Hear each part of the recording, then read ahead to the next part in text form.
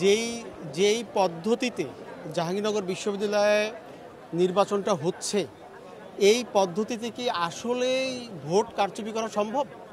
কি কি পদ্ধতি একটু যদি বলেন স্যার।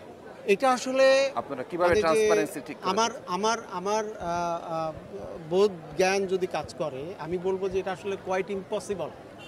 যেমন কারণ হলো যে একজন ছাত্র যাচ্ছে, তার অনেক আগের থেকে তার যে ডেটাবেস একেবারে কম্পিউটারাইজড, তার রঙিন ছবি সহ আমাদের যেই সংগ্রহে আছে সেইটা দিয়ে চেক করে, তার আইডি কার্ড দেখে চেক করে, এবং দীর্ঘদিন ধরে নানান পরীক্ষা নিরীক্ষার ভেতর দিয়ে যেই ভোটার লিস্টটা তৈরি হয়েছে একাধিকবার, যেটি বিশ্ববিদ্যালয়ের হলে টানিয়ে দেওয়া হয়েছে এবং ছাত্রছাত্রীদেরকে বারবার বলা হয়েছে যে আপনারা এটা দেখেন এবং আপনাদের যদি কোনো অবজেকশন থাকে, কোনো পরামর্শ থাকে, সেটা আপনারা দেন। অর্থাৎ একটা দীর্ঘ প্রসেসের ভেতর দিয়ে যেই ভোটার লিস্টটা তৈরি হয়েছে, সেই ভোটার লিস্টের ভিত্তিতে আমরা যখন ঢুকেছে কম্পাউন্ডে, তখনই সেটা প্রথমে আগে আইডেন্টিফাই করা হয়েছে তার পরিচয়টা। আচ্ছা, সেই ক্ষেত্রে অভিযোগ ছিল ওইটার মধ্যে সুনির্দিষ্ট ওই যে রঙিন ছবি ছিল না। না, অবশ্যই রঙিন ছবি ছিল এবং আমরা এটা এটা এটা এটা এটা এটা চেক করেছি। আচ্ছা, এই ধরনের কথা যদি বলে থাকে। আরেকটা অভিযোগ ছিল যে ডোপ টেস্টের যে আমি রিপোর্ট। আমি আমি আমার এই বক্তব্যটা শেষ করি, তারপর আপনার আরেকটা কোশ্চেন আমি নেই। তাহলে দেখেন, এইভাবে যখন ঢোকার পরে আমাদের কাছে যখন গেল, আমাদের কাছে একটা লিস্ট আছে, আরেকটা লিস্ট আছে, সেখানে তার নামের পাশে তার আরও বিভিন্ন ধরনের তথ্য আছে। যেমন ধরেন তার ডিপার্টমেন্ট, তার রোল নাম্বার, তার শিক্ষাবর্ষ। আমরা আবার সেগুলো জিজ্ঞেস করে তার নামটা আমরা কিন্তু স্বাক্ষর নিয়ে নিচ্ছি সেখানে, বুঝা গেছে? এবং এই যে আমরা আজকে 792 জন শিক্ষার্থীর ভেতরে আমরা যে 992 জন শিক্ষার্থীর ভেতরে 806 জন শিক্ষার্থী যে আমরা ভোট নিলাম, সবার নামের স্বাক্ষর আছে। এবং একজন শিক্ষার্থীও বলে নাই যে আমার ভোটটা কোথায়, আমার নামের পাশে কেন আরেকজনের স্বাক্ষর, এই স্বাক্ষর তো আমার না। এই ধরনের কোনো অবজেকশন কিন্তু কেউ কোথাও দেয়নি।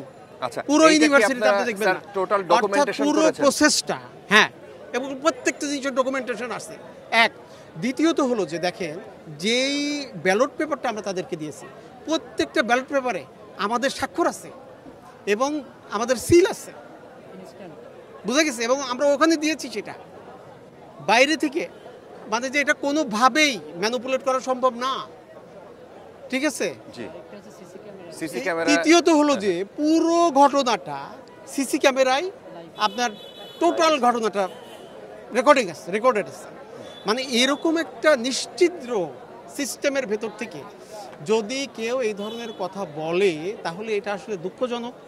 এবং এটা আমাদেরকে যেই ঘটনাটার কথা মনে করিয়ে দেয়, সেটা হচ্ছে যে 5ই আগস্ট পূর্ববর্তী যে বাংলাদেশ ছিল, যেই সময়ে আমরা দেখেছি যে গণতন্ত্রের প্রতি এক ধরনের অশ্রদ্ধা ছিল এবং যেই ব্লেমিংয়ের একটা পরিবেশ ছিল, ট্যাগিংয়ের যেই রাজনীতিটা ছিল, সেই পরিস্থিতি কিন্তু চলে আসছে। এবং আমি মনে করি যে বাংলাদেশের এই পরিবর্তিত পরিস্থিতিতে এই 24 এই আগস্টের মধ্য দিয়ে যেই অভ্যুত্থান পরবর্তী যেই বাংলাদেশ, সেই বাংলাদেশের সকল রাজনৈতিক দল তাদের দায়িত্বশীলতার পরিচয় দেওয়া উচিত। তাদের এমন কোনো কাজ করা উচিত হবে না যাতে করে এই কষ্টে অর্জিত, এই রক্তার্জিত আমাদের এই অর্জনটা ভুলুণ্ঠিত হয়। স্যার, সুনির্দিষ্ট কিছু অভিযোগ এসছে, যেমন তারা বলেছে যে ব্যালট পেপার নিচে পড়া পাওয়া গেছে একটা হলের।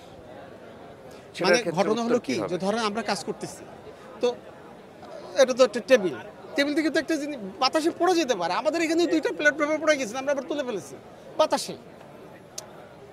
উই আর এ হিউম্যান, আমরা তো মানুষ, তো হতে পারে না। আবার আরেকটা অভিযোগ ছিল, সবচেয়ে বড় অভিযোগ, যে জামায়াতের প্রতিষ্ঠান থেকে এই ব্যালট পেপারগুলো ছাপানো হয়েছে।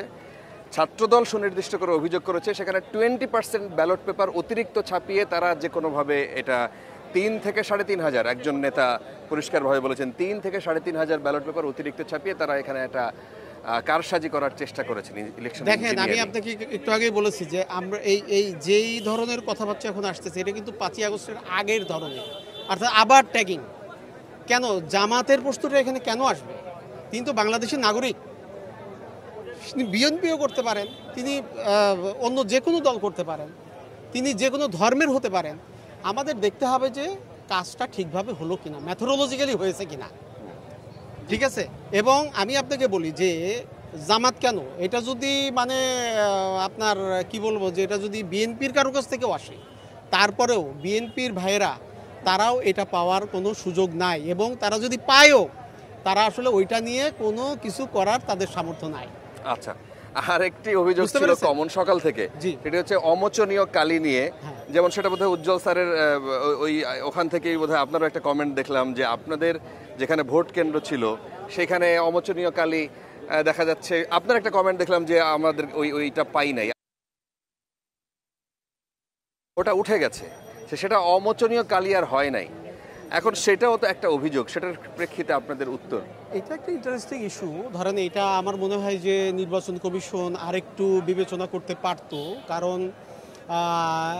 এটা আসলে বাংলাদেশে নর্মালি দেওয়া হয়, ঠিক আছে, কিন্তু এটা না দেওয়ার কারণে নির্বাচনে কী ধরনের ইম্প্যাক্ট তৈরি হয়েছে সেটা তো আমাদের বিবেচনা করতে হবে। কতটা নেগেটিভ ইম্প্যাক্ট তৈরি হয়েছে, কিংবা এই না দেওয়ার কারণে কেউ কি বলেছে যে আমার ভোট আমি দিতে পারিনি পুরো ইউনিভার্সিটি? আর যদি মুছেও যায় সেক্ষেত্রে কি আবার পুনরায় ভোট দেওয়ার সুযোগ আছে? না, সেটা তো আমি আগেই বলেছি যে এই কালি দেওয়া এবং না দেওয়াতে আসলে এটার কোনো ইম্প্যাক্ট নেই।